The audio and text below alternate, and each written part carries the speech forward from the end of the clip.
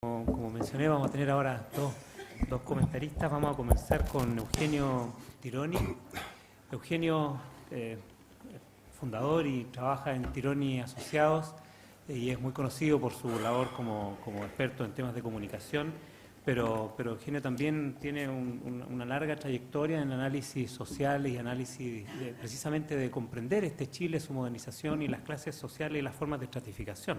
Eugenio antes trabajó como académico mucho tiempo en Sur Profesionales y ahí produjo también algunos de los análisis más referidos sobre estos temas en Chile y ha continuado produciendo y ahora me entero que para suerte de todos los que trabajamos en este campo también va a comenzar o por lo menos ha comenzado a producir en el área de la educación. Su último libro es La Lección, ¿qué podemos aprender de la actual reforma educacional? Así que parece que lo vamos a tener más seguido en la conversación.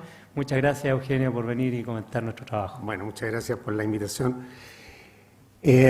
Bueno, para ir directamente al grano, ¿qué es lo que yo entendí de la investigación? ¿Cuáles son las principales conclusiones que yo por lo menos recojo? La primera, que los privados subvencionados son colegios de la clase media y que se esfuerzan y hacen enormes sacrificios para pagar algo con el fin de que sus hijos no caigan en la desprestigiada e insegura educación pública, como lo deben estar viviendo en este minuto con el paro de los profesores. Segundo, que para esta familia que hacen esta elección, la productividad académica de los colegios no es relevante.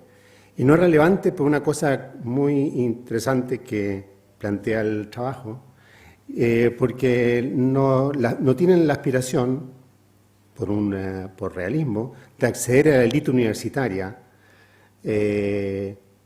como sería esta casa de estudios, digamos, sino que se contentan con acceder a la educación privada, tanto universitaria como técnico profesional, que es menos selectiva, y esa carrera está bastante asegurada. Tercero, que lo que motiva la elección no es la ilusión del ascenso social, la movilidad, sino que el temor al descenso, o sea, al desplazamiento, a la recaída, como dicen los autores. Entonces, lo que mueve el mercado escolar es la segregación, o sea, el temor al flaite, es la separación de los grupos inferiores. Cuarto, que esta segregación no la provee la escuela en tanto institución educativa, o sea, no es por el nivel de exigencia académica, sino por la calidad social de sus integrantes. Y desde ese punto de vista, el filtro de la familia es fundamental. Si no existiera este filtro, digámoslo así, quienes eligen la particular subvencionada no la elegirían. Por lo tanto, la buena escuela, es la quinta conclusión, no es la que tiene buenos resultados SIMSE, sino que la que selecciona bien a los estudiantes. ¿A partir de qué? De su familia. Y las escuelas particulares subvencionadas cumplen esa función a cabalidad. Y sexta conclusión, ellos, comillas, dicen la aparente preferencia, entre comillas, las comillas son de los autores, por las escuelas privadas subvencionadas por parte de los sectores medios. Yo no entiendo por qué son aparentes esas preferencias, yo le sacaría las comillas, porque está asociada a la privatización de la educación chilena y a las políticas neoliberales, a las reglas de juego, como acaba de decir Manolo Canales. Bueno, sobre esa conclusión, sobre esa interpretación o lectura que yo hago, quiero hacer 3 comentarios. Mi primer comentario es que yo tengo la impresión de que esto que nos dice la investigación no me parece que sea novedoso en absoluto. O sea, la diferencia es que ahora se vuelve, digamos así, científico, lo que no deja de tener valor para ciertos estratos, pero es lo que uno más o menos sabe conversando con cualquier persona en la vida cotidiana. O sea, sabemos que las personas buscamos la separación y la diferenciación, lo que lleva consigo muchas veces la desigualdad. Mal que mal, lidiar con eso es lo que dio origen a la sociología. O sea, cómo coexiste la separación con la integración. Entonces, que la gente busque separarse es obvio. Segundo, que el miedo mayor es siempre caer. Es mucho mayor el miedo a caer que la frustración que produce no ascender. Esto lo sabemos en la vida cotidiana, todos sabemos más que la principal causa de la felicidad es precisamente la caída, no la frustración por el ascenso, por el no ascenso. Y es lo más perturbador. Sabemos también que la clase media es particularmente sensible al desplazamiento. Y es particularmente sensible porque no tiene capital, no tiene patrimonio, ni económico, ni material, ni escolar, que le garantice su posición. Ni tampoco tiene el apoyo del Estado que le garantice su posición, ni siquiera tiene subsidio. Por lo tanto, tiene que luchar ella por sí misma para mantener su posición y tiene que luchar con dientes y muela. Y desde ese punto de vista la educación es fundamental, porque es la que le provee el mínimo de separación que le impide caer. Y siempre se puede caer. Y de ahí que sea tan importante esta separación para abajo. Y ojo, todos sienten que pueden caer más bajo, no importa cuán bajo estén. O sea, eso tengámoslo claro. O sea, hasta el mendigo que está bajo un puente del Mapocho dice, pucha, qué suerte que estoy bajo este puente y no en el puente que está más al norte, que pucha, que es malo. Todos sentimos que hay alguien en el cual depositamos todas las patologías y todos los miedos, en este caso los flights, en otras partes son los inmigrantes, son los arribistas, son la gente que elige estos colegios y que son objeto de un cierto grado de ridiculización, son la gente ordinaria que le gusta el McDonald's o que comen la comida chatarra, son los bárbaros en general. Siempre tenemos a alguien del cual necesitamos separarnos. Ahora, el asunto está más que en la sociedad contemporánea esta diferenciación no la provee la estructura de clase, como creíamos que la proveía antes. No la provee, digamos, el hecho de que tú seas proletario, sea capitalista. No la provee ni siquiera una ideología. En otra sociedad más fluida, esas diferencias tenemos que producirlas nosotros mismos. Y como decía, particularmente la clase media. O sea, cada uno tiene que asumir sus responsabilidades como autor de su propia vida. Y tiene que construir las diferencias sutiles que nos permiten diferenciarnos y marcar con eso cierto rango, cierta posición social. Y por eso son tan importantes estas pequeñas desigualdades, como la llama François Dubé, pero que hoy día son las diferencias que hacen la diferencia sustancial, que a veces tienen que ver con cosas, como dije, muy sutiles. Consumo, estilo de vida, el lugar de nacimiento, color de la piel, y desde luego el colegio. Desde luego, porque el colegio, por lo demás, y la escuela, es la institución diferenciadora por excelencia, desde el punto de vista de quién accede a ella y desde el punto de vista de los resultados en ella. Si mal que mal, el colegio es una maquinaria que pone notas. Hasta ahora no he escuchado que esa idea se quiera eliminar por el efecto segregador que produce, pero es la segregación por antonomasia. Bueno, la otra cosa que yo me parece que más o menos sabíamos es que con la elección de la escuela, como muy bien lo plantean los estudiantes, los autores, lo que hace la familia es gestionar de cerca la escolaridad de sus hijos, para alcanzar precisamente estas diferenciaciones sutiles, como la llama Dubé, que está en manos nuestras hoy día producir, y que para la clase media son tan importantes para evitar la caída. En suma, lo que yo creo que nos lleva a concluir este estudio es que el objeto de estudio son iguales a nosotros. Buscan igual que nosotros la separación. Así como nosotros buscamos separarnos de ellos, de cierto modo, a veces como ridiculizando sus propias preferencias con una mirada un tanto benevolente y paternal. Bueno, segundo comentario. Yo creo que, a diferencia de lo que piensan los autores, yo creo que estas tendencias que acabamos de escribir tienen muy poco que ver con la privatización de la educación chilena y con las políticas neoliberales. Comillas, hay que alejarse de los más pobres que tiran hacia abajo. Hay que huir de los barrios donde las escuelas son difíciles. Y todo esto acentúa la percepción de desigualdades, pues cada uno está en competencia con los próximos o con los relativamente próximos. Aún la escuela pública funciona como un mercado. Hay que elegir el mejor establecimiento, la mejor carrera, las mejores pedagogías, todo lo que permita asegurar el éxito y alejarse de los vencidos. Esto no viene del trabajo de los colegas, sino de un libro de François Dubé, francés, sobre Francia, el año 2009. Ahí no han habido privatizaciones, en ese entonces al menos, no han habido políticas neoliberales, no han habido cambios de reglas de juego. ¿Ah? Pero allí la clase media huye hoy día de la educación pública, en ese caso, claro, no por los flaites, sino que por los inmigrantes, ¿ah? Que son más o menos lo mismo. O sea, en todas partes se cuestionaba. ¿Ah?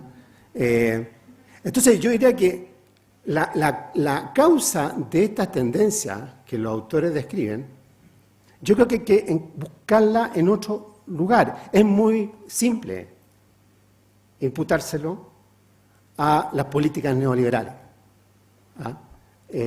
O a la privatización. Me da la impresión que hay otros factores que por lo menos son complementarios y a los cuales habría que prestarle algún grado de atención. Uno, yo creo que tiene que ver con una cosa me parece aparentemente tan exógena como es Internet, como el acceso a redes sociales, como el acceso a la tecnología de la información y la comunicación, que ha hecho que parte de la instrucción se realice fuera de la escuela, lo que hace que la escuela tenga más importancia esta otra dimensión de la escuela, que es la dimensión socializadora. Y esa dimensión socializadora no se mide por la vía del CIMSE, sino que se mide por la vía del tipo de padre, el tipo de familia, digamos, que conviven en ella, el tipo de comunidad escolar o el clima escolar, como decía delante Harald Weir, que ahora se ha puesto tan de moda para explicar precisamente los resultados del CIMSE. O sea, entonces, eso. Lo segundo tiene que ver con la masificación escolar. La masificación escolar, para decirlo de un modo muy crudo, lo que tuvo como efecto es llenar las escuelas de flaite, ¿ah? Y en otros lugares de inmigrantes. Y esto para la clase media fue una suerte de expropiación. Esto arrebató a la clase media su mecanismo natural de diferenciación, de construcción de esas desigualdades sutiles, que era la educación.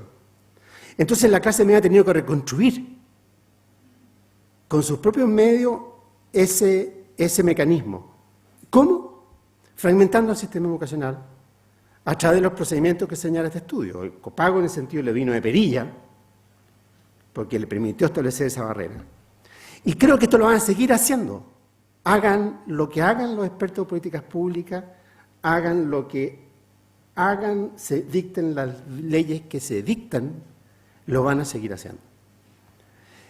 Y el tercer factor que yo tomaría en cuenta también, para entender esto, más allá de la invocación de los efectos de las privatizaciones, de la privatización y de las políticas neoliberales, tienen que ver con esto que se ha llamado meritocracia, que no solamente en Chile, sino que en todo el mundo ha conducido a una élite crecientemente endogámica, donde las posibilidades de entrar a esa élite son efectivamente cada vez más difíciles o prácticamente nulas. En lo que el Economist publicaba el otro día un excelente artículo sobre Estados Unidos. Decía, Estados Unidos sigue siendo meritocrático, o sea, valora el talento y el esfuerzo individual y el sueño americano y toda la historia, ¿ah? Pero hoy por hoy, decía, se trata de una meritocracia hereditaria, donde la élite se reproduce a sí misma, porque la distancia que hay entre la capacidad de los hijos de la élite y el americano común se acentúa día a día. Y esto se observa en el mundo de la empresa, en el mundo de la academia y en el mundo de la política. Miren la elección actual de Estados Unidos. Y este es un tema que analiza en un libro, a mi juicio, muy interesante, de Robert Putnam, que se llama Our Kids, el sueño americano en crisis, donde él dice, miren, las competencias de un muchacho de 18 años, cuando va a entrar a la universidad, son un predictor infalible de lo que va a pasar con su futuro. Pero esas competencias son las mismas que tenía cuando tenía 6 años, antes de entrar a la escuela. Y esas competencias provienen ¿de qué? De su entorno familiar, del tiempo que los padres y la calidad del tiempo que los padres destinaron a ella. Y esto está relacionado con el nivel económico y el nivel educacional de la familia. Y esta distancia entre esta élite y el resto de los americanos simplemente se ha disparado. Entonces, lo que es interesante es que las familias que aquí son analizadas sin leer el Economist y sin leer a Putnam, esto lo saben muy bien. Ellos no aspiran a acceder a esa meritocracia hereditaria porque saben que eso es una tarea prácticamente imposible. Y esto por más que le digan que le van a mejorar la calidad, que le van a tener más control y que piensan que es imposible entrar a ese club y se conforman con no caer o subir un poquitito y por ende no les interesa mayormente la productividad académica, sino, como dice el artículo, el nivel sociocultural de la familia de la escuela. Bueno, y mi tercer comentario, termino, es que yo creo que, no sé si estarán de acuerdo conmigo, pero creo que los hallazgos de esta investigación son un misil a la línea de flotación de las reformas que se acaban de promulgar hace algunos días atrás, las así llamadas leyes de inclusión. Porque esto demuestra, este estudio, que las familias son perfectamente racionales en la elección de los colegios de sus hijos. Lo que contradice el presupuesto de la reforma es que la gente no es racional, que se guía por percepciones y que haya asimetría de información. O sea, los que realmente son irracionales aquí han sido los expertos que han creído que esto es un asunto de regulación de mercado. La familia, y ese es el gran interés que tiene el trabajo, tiene un grado de sofisticación que ya se lo quisieran los economistas que inventaron buena parte de esta reforma. Ahora, muestra también que mientras las reformas, ¿qué es lo que buscan principalmente? Es introyectar inclusión o diversidad, si ustedes quieren, que es precisamente de lo que huyen estas familias, que lo que buscan es preservar exclusión, o si ustedes quieren, homogeneidad. O sea, entonces cuando se plantea que el problema que ha tenido la baja adhesión a la reforma educacional es un problema de comunicación, no es aparentemente un problema de comunicación, es que están chocando dos digámoslo así, ontologías completamente distintas. Y las familias quieren preservar la exclusión por el temor a ser arrastrada hacia abajo y perder con ello una distinción que le ha costado mucho alcanzar. Porque la han alcanzado con su propio esfuerzo, sin apoyo del Estado, sin apoyo del apellido, sin apoyo a nada. Y además, lo que es interesante es que esto discute, el paper discute la lógica en general de esta reforma, porque es interesante que Manuel sacó a Machuca, Rosillo también pensaba en Machuca, porque ¿qué es lo que era Machuca, la política de Machuca? Introyectar el efecto pares pro solidaridad, incluyendo González en colegios de Larraínez. ¿Y con qué recurso? Con el de la beca. Un poco la lógica de la reforma ha apuntado a introyectar para promover el efecto pares pro calidad. Larraínez, no digamos Larraínez, el colegio de González. ¿Cómo? Quitándole los patines.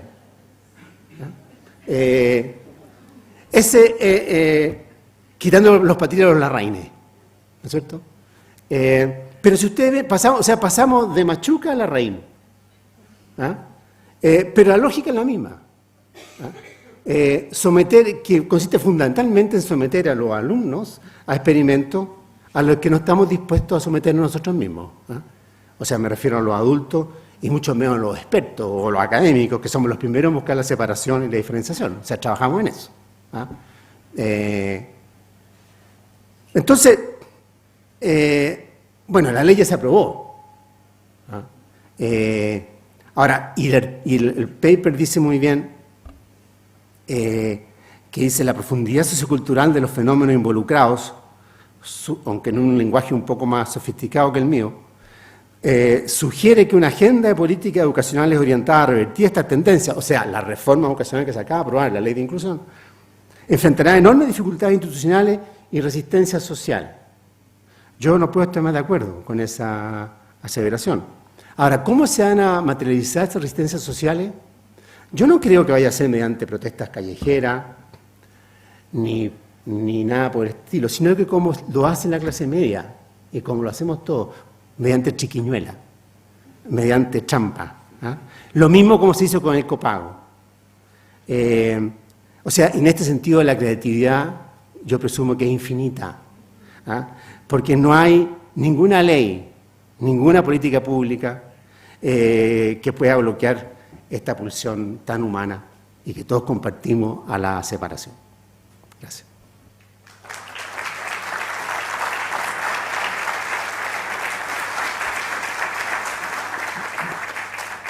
Muchas gracias, Eugenio, por tan incisivo comentario. Ahora vamos a dejar con ustedes al director del Departamento de Sociología de la Universidad de Chile, Carlos Ruiz Encina.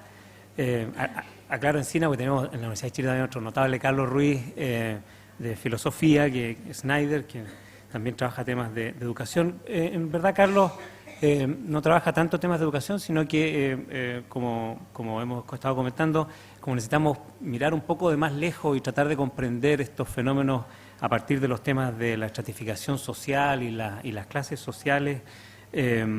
Bueno, por eso hemos invitado a Carlos, que es su campo de trabajo. De hecho, su último libro se titula Los chilenos bajo el neoliberalismo, clases y conflicto social. Muchas gracias, Carlos, por comentar nuestro trabajo. Gracias por la invitación. Me sumo a los agradecimientos que también ofrecía Eugenio recién. Me llamaron la atención algunas cosas, comparto con Eugenio, quizás la forma de verlas puede ser distinta. Y me quedo un poco también con eso que señalaba al final Manuel, el tema de sociología, hablar de sociología y hablar de educación. Yo creo que ya para los sociólogos cada vez está siendo más difícil hacer sociología sin hacernos cargo del problema de la educación, porque tiene un peso en este rato sociogenético en la configuración de la sociedad que es tremendo, digamos, y que es inédito, además. Yo diría, siempre la educación tiene una capacidad de producir sociedad, eso se sabe de antaño, pero al nivel que lo hace hoy es donde me quiero meter, creo que es inédito. Si hay una posibilidad de diálogo después, me gustaría poder entrar, cosa que no me había centrado en eso, pero creo que hay una diferenciación social legítima, en ese sentido, pero también hay una que es crítica y que huele más bien a desintegración, a desarticulación, y que instala ciertos riesgos en los procesos sociales y en los procesos históricos de los cuales incluso la sociología desde sus ancestros clásicos se ha hecho cargo, digamos. De alguna manera, entre otras cosas, así la sociología europea explicó el ascenso del fascismo en Europa. Por lo que yo creo que merecería todavía una vuelta más de análisis, homologar inclusión a homogenización, digamos, ¿no? O sea, la única forma de evitar no ser homogenizado no es sencillamente cerrándole las puertas a seguir repensando el problema de la integración, de la inclusión. Por supuesto que de un modo no totalitario, en ese sentido, por ejemplo, los proyectos socialistas ya con sus instintos de homogenización destruyeron mucho de eso, ¿no? Entonces creo que ahí hay un campo muy grande para entrar. Creo que la educación aumenta. Quiero ir a lo que es nuevo en la sociedad hoy, digamos, en diferencia, porque muchas de estas cosas es muy fácil asociarlas a decir, pero si eso es viejo, eso siempre fue así. Creo que algunas cosas alcanzan dimensiones nuevas, es lo que quiero apuntar a relevar acá. La educación aumenta primero su gravitación en los procesos de diferenciación social. Siempre incidió, pero no lo había hecho al nivel que lo hace hoy. Antes, incluso, la educación, sobre todo con la cobertura pública que tenía, atenuaba las desigualdades tradicionales, las desigualdades provenientes de la división social del trabajo, o como decía Eugenio, de tipo de clasista, digamos. Tendía a atenuarlas, buscaba formas en ese sentido, y ahora al contrario, ahora las acentúa, ahora las ensancha, sobre todo al depender tanto del ingreso. La educación siempre actuó como un factor de enclasamiento. Ahí Bourdieu y de ahí en adelante, y un montón de autores lo señalan. Pero eso se acentuó en forma inédita con la transformación histórica reciente en este país, y por lo tanto empieza a generar un panorama nuevo, que me parece que es importante habilitarlo como observable, como objeto de conocimiento, con esa legitimidad de cierta novedad. La educación, entonces, producto de esto, pasa a adoptar como principal valor, en términos de apreciación, su capacidad de incidir en la diferenciación social. Es decir, la gente aprecia a la educación como una forma de producción de diferenciación social. Y eso es lo que nos está diciendo el estudio, ¿no? Ese es su principal valor social y culturalmente hablando hoy en día. Y ello actúa en detrimento de otros valores que se le podrían asignar a la educación: conocimiento, integración social, etc., ¿no? Ahí el campo de valores posibles o alternativos son muchos, digamos, ¿no? Culturalmente, además, la movilidad social se aprecia como una cuestión meramente individual. Y eso no es natural, ni siempre fue así tampoco. El instinto de diferenciación social, entonces, no siempre se pensó que se resolvía individualmente. Y esto actúa reconceptualizando a la educación, en este caso, resignificando a la educación dentro de la cultura vigente. No siempre fue así, decía, la movilidad social se asumía como un proceso de grupos sociales, y hasta incluso se asumía corporativamente. La forma de pujar en la diferenciación social se entendía y se buscaba resolver de una manera corporativa. Distintos grupos profesionales, etcétera, generaban distintas formas en las cuales se intentaban movilizar dentro de esa competencia, si ustedes quieren, pero de una manera asociativa. Ese valor asociativo es el que ha desaparecido y por lo tanto se ha construido, producto de una larga transformación, ahora no es el tema de entrar en detalle en eso, una idea, un ideario en el cual la lucha es una especie de guerra de uno contra uno. Lo que estoy tratando de llamar la atención es que eso no siempre fue así, y eso no es natural, tampoco sencillamente como la gravedad y que las manzanas caigan para abajo. Eso se instaló.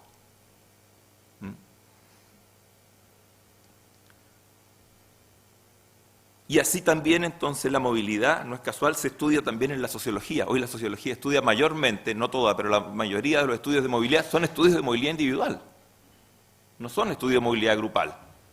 Las perspectivas tipo Filgueira, Geneletti, que hasta los 80 todavía atendía, por ejemplo, a la CEPAL, desaparecieron prácticamente. Ahí está una discusión interesante todavía en los neobeberianos y los neomarxistas, Goldsworth, Olin Reich, etcétera, preocupados de estos temas, digamos, ¿no? Entonces, se reduce a una competencia individual incluso en las formulaciones intelectuales y de una manera naturalizante. Eso me parece a mí que es, lo digo como una conversación, pero quizás un poco cruda, pero eso es ideología. Eso no es sociología. La transformación económica e institucional de la historia reciente de todos estos 40 años últimos chilenos, entonces cambia, altera de una manera muy profunda el panorama social o la estructura social de grupos y clases sociales y por lo tanto redimensiona y rejerarquiza los procesos de diferenciación social. Les cambia el peso tradicional que tenían cada uno en relación a otros en la capacidad de producir esta sociedad, que puede ser o no que sean 3 países, como decían o no recién. Y con ello entonces a la propia educación, que está en este rato aquí en comento, digamos, ¿no? Y esto, y aquí me interesa apuntar esto, a lo que iba, abrió nuevas desigualdades, nuevas fuentes de producir desigualdad, que se suman a las tradicionales. Las tradicionales no han desaparecido, a las del ingreso, etcétera, las que existen en las estadísticas, etcétera, que son las viejas desigualdades, pero las antiguas desigualdades, y aquí hay una diferencia que me parece importante, cuentan con un relato político. Las antiguas desigualdades cuentan con un relato cultural, las antiguas desigualdades cuentan con un relato incluso o con un amparo institucional, con cifras, estadísticas, estudios, etc. Las nuevas desigualdades carecen de ello. Son más recientes y por eso son desigualdades mudas. Son desigualdades mudas que se sufren individualmente, que se sufren en forma aislada. Y esto refuerza entonces las cuestiones que se habían apuntado antes, me parece a mí. Incluso las utopías y las políticas igualitaristas no abordan a estas nuevas desigualdades de modo suficiente. Aunque no sea el tema aquí meternos en esto, yo creo que ahí se cifra la crisis de los viejos proyectos políticos y de representación que también estamos viendo hoy y que son muy colindantes al escenario de la educación. Menciono eso colateralmente, pero no vamos a entrar en eso acá ahora, digamos, pero está a los bordes. Hoy hablar de educación, insisto, dispara la pelota, pero por una cantidad de lados impresionante. Y casi imposible hacer sociología permaneciendo ciego al problema de la educación, siendo la especialidad que queramos tener, digamos, ¿no?, dentro de la sociología. Entonces, yo creo que aquí que esta acentuada privatización de las condiciones de vida en Chile a un nivel inédito, esta mercantilización excesiva de la reproducción social, en general, también en la educación, pero en pensiones, en salud, en muchos otros ámbitos, está en el centro de esta producción de nuevas desigualdades. Y un efecto principal de esto, y que además lo registra la investigación que estamos comentando, es el aumento de la inseguridad social. Creo que hemos escuchado un relato, creo que lo dijo antes el profesor Canales ya, de inseguridad social, que la verdad que es abrumador. Pero no es una inseguridad social que se produzca ya como una experiencia compartida y que sea susceptible de asociatividad, vuelvo a eso, sino como una experiencia individual, es el páramo del individuo, es su soledad. Otro efecto relevante de esto, y con esto voy redondeando, y que creo que también toca la propia investigación, es el hecho de que, producto de estas nuevas desigualdades, entonces, resulten más relevantes las diferencias intracategoriales que aquellas que son de tipo intercategoriales, que son más de tipo tradicional. Las diferencias que podíamos entender entre las clases tradicionales, entre las tres, por ejemplo, decía Manuel recién, etcétera, ¿no?, sino que a lo que estamos llamando clase en este rato, como una entelequia relativamente articulada, parece más bien sometida a una cantidad de procesos de diferenciación internos enormes y que no tienen explicación en los viejos relatos culturales ni políticos. De ahí entonces me parece a mí que resulte dudoso poder comprender esta realidad que ha sido acá indagada como la experiencia de una misma clase social. Los enormes sectores medios actuales, que son expandidos con el crecimiento económico, con el proceso de crecimiento económico de la historia reciente, son muy heterogéneos, pero sobre todo son muy inestables también en sus posiciones. Por ahí ya los estudios de movilidad de Wormald y Torch y otros relevaban esto, ¿no? O sea, la posibilidad de alteración de tu posición, de no poderla conservar, es enorme. Por lo tanto, es una situación prácticamente de vértigo la que hay.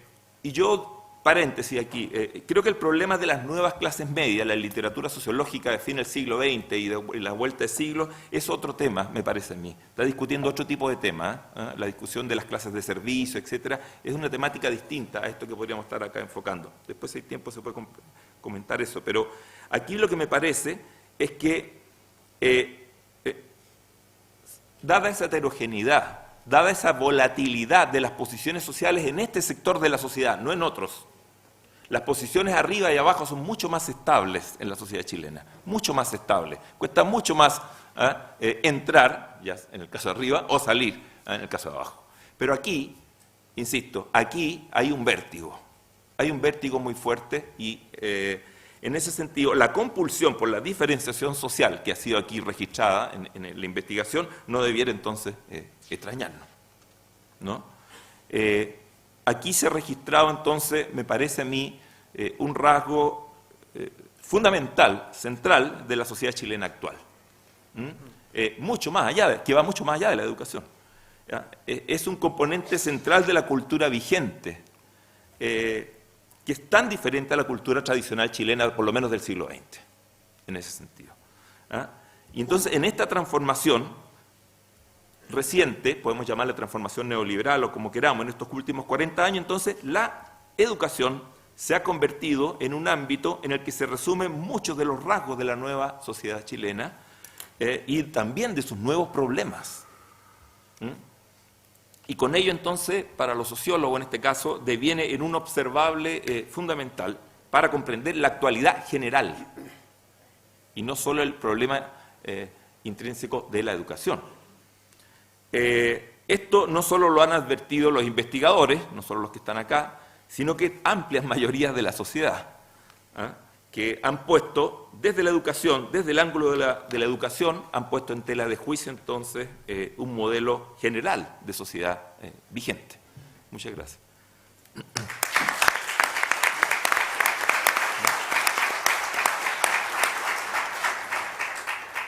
Bueno, muchas gracias, Carlos, por darnos ese panorama más amplio sobre esta forma que el país en que la estructura social del país se ha ido modificando en estos últimos décadas, y tratar de entonces distinguir entre lo que ha sido más o menos la manera tradicional de comprender estos fenómenos versus qué hay de nuevo, que era un poco también la pregunta de Eugenio. Manuel, ¿quieres hacer un pequeño redondeo? Muy breve para no... sí, ¿aló? Bueno, muchas gracias a Eugenio y a Carlos por los comentarios, digamos, y nos sirven para seguir pensando. Quiero referirme a un par de notas que planteaba Eugenio, no sé si va a haber después espacio para el diálogo, pero por lo menos la parte mía ya está asegurada, puedo hablarlo yo, digamos, ¿no? Esto de que no es nuevo, en verdad nos ocurre a menudo los cualitativos que terminamos encontrando la obviedad y además cuando ya esa obviedad está cambiando porque cambió el contexto, pero mientras dura puede ser útil y se necesita. Así en la sociología no va tras leyes universales, sino intentando seguir a la sociedad y la pillamos cuando podemos y cuando la pillamos ya no está. Pero tiene la ventaja que siempre hay trabajo, digamos. Entonces, lo primero, respecto a que no hay nada nuevo. A mí me sorprendió eso. Me sorprendió porque efectivamente tampoco es, porque ni los expertos hablaban de esto, ni los defensores de los colegios particulares subvencionados hablaban de esto, ni había ningún planteamiento que dijera, estos somos los colegios particulares subvencionados y así funcionamos. Y esta es nuestra oferta. El único que habló algo de eso habló una sola vez. Y por alguna extraña razón no volvió a hablar más de la idea de 3 clases, 3 colegios, etcétera. Porque por último era con financiamiento estatal, además, y ese es el problema. El Estado financia una partición, no cuadra mucho. Pero sobre todo me sorprendía porque efectivamente, decíamos nosotros, temen más que aspiran, que es un poco lo que tú has recogido bien. Pero yo me recuerdo que estas clases fueron las llamadas aspiracionales. Entonces, no logro entender. Si lo que mueve a esta clase es el temor, ¿de dónde apareció lo aspiracional entonces? ¿Cuál era su cemento allí, digamos, no? Y yo nunca he escuchado que se hable de ella, de clases temerosas. En definitiva, que es un tema central de esto, que tienen que ver los colegios con la conversación de inseguridad ciudadana, que tiene que ver eso con el Ministerio de Educación en última instancia, ¿no? Eso es un tema de otro ministerio, en rigor, y la conversación tiene la misma forma, ¿no?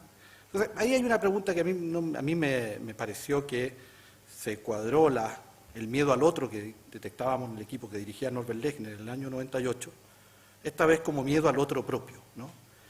No hay espacio aquí para referirse a esa imagen. Pero bueno, ahí está el punto. El segundo es, mencionaba Eugenio también la idea de la segregación por nota como un dispositivo que, entendía él, nadie estaba planteando eliminar. Es que la nota no segrega propiamente en el sentido de segregar por grupos. La nota es un fenómeno individual. Lo que estamos hablando aquí es cuando se corta o se unen grupos. De eso segregar, digamos, viene de Grey, de la Grey que es el rebaño. Es de condiciones colectivas. La nota es precisamente un dispositivo de diferenciación que puede ser discutido, por un afán igualitarista total, pero que obviamente se puede fundamentar en un principio de desigualdad razonada, ¿no? Cuando no es el caso de estas otras diferenciaciones. Que este grupo va a seguir actuando ahora por triquiñuelas y que lo que está ocurriendo con esta clase media es equivalente a la clase media francesa tampoco me cuadra mucho. No veo fácil cómo se va a reproducir este etos, y si acaso tenga que hacerlo, o si acaso lo que está en juego es precisamente que haya una recomposición de la oferta estatal educacional, tanto a colegios particulares subvencionados como públicos, que sabemos ahora son todos públicos. De hecho, los colegios particulares subvencionados se llaman ahora subvencionados, y hasta hace unos tiempos atrás se llamaban particulares, de manera que los colegios antiguos particulares tuvieron que empezar a llamarse particulares, ¿no? Y hoy día los particulares subvencionados son subvencionados, así dice la propaganda. ¿Cuándo se activó ese étimo que había sido borrado en la conversación común? ¿No? Bueno, bien hecho, que viene una... Por eso que tampoco comparto esta idea de que esto va a la línea de flotación de la reforma. En cambio, creo que, bueno, nos complica la reforma porque nos cambia el objeto, pero esto de alguna manera da sentido profundo a algo que no podía continuar. No está claro cuál es la solución, y eso es cierto, y ni cómo se va a salir de esto, ni se va a empezar a hablar o no, de una vez por todas, no de la diferencia entre colegios particulares subvencionados y municipales, como si fuera el tema, y ya nota que estemos hablando de eso, cuando en realidad la gran diferencia entre todos ellos, colegios públicos en definitiva, y los colegios particulares, ¿no? Y esa diferencia, que es la que parte de dos países, es la que se borra cuando se ven tres clases. Y vemos que la discusión está entre los municipales y los particulares subvencionados, mientras como conjunto tienen un rendimiento igual frente a los particulares clásicos, donde por lo demás está la clase media, porque hablamos de la clase media y nos olvidamos de ese 6-7%, que era y es la clase media tradicional, que está en los colegios particulares, que estaba en los colegios particulares, y es por lo demás de donde vienen los rumores de arribismo, porque esa clase sí era probablemente la clase media alta y alta arribista, estaba en sus colegios, que a esa clase alta tampoco le daba para tener colegios solo de clase alta, porque además son étnicos complejos, digamos, son ingleses, alemanes, franceses, laicos, católicos A, católicos B, no da para tener solo clase alta en cada casillero. Y eso explicó que siempre hubiera una clase media con esa clase alta dando vida a los colegios particulares, y era el 8% en el año 68 y sigue siendo el mismo porcentaje. Y esa es la clase media. Bien, este otro segmento nuevo, clase X llamémosla, se encuentra autodiferenciándose, y eso es completamente distinto a la clase media tradicional, ya no buscando puestos directivos, sino puestos de aseguramiento de cierto estatus en esa condición subalterna. Entonces, esta integración que al mismo tiempo parte y esta promoción que al mismo tiempo subalterniza es lo que deja la pregunta por la legitimidad de lo que aquí estaba pasando y por el tipo de sociedad que se estaba armando, desarmando. En el mismo momento que integrabas, la partías. Es como ser náufrago y tomar agua de mar, ¿no? Lo que tomas lo pierdes, o algo así, no soy experto, esas cosas, digamos. Simplemente eso, que creo que no va entonces a ese punto de explotación de la reforma, sino que da razón a la necesidad de pensar esta historia. Esta no es la clase media buscando los puestos directivos. La clase media nunca fue paranoica, como ha sido un asunto de esta época. Piensen ustedes que junto a los colegios particulares subvencionados, las nuevas clases medias, las universidades privadas, hay otro gran tema, que es la inseguridad ciudadana. ¿Y qué tiene que ver la inseguridad ciudadana con educación? ¿Y por qué, si eso era tan usado, por qué no se hablaba de eso? ¿Y por qué no se habló de la selección, por ejemplo, como un tema central? Pero bueno, agradezco precisamente porque me permite ponerme a pensar, y dejémoslo como preguntas, como desafío, y nada, muchas gracias.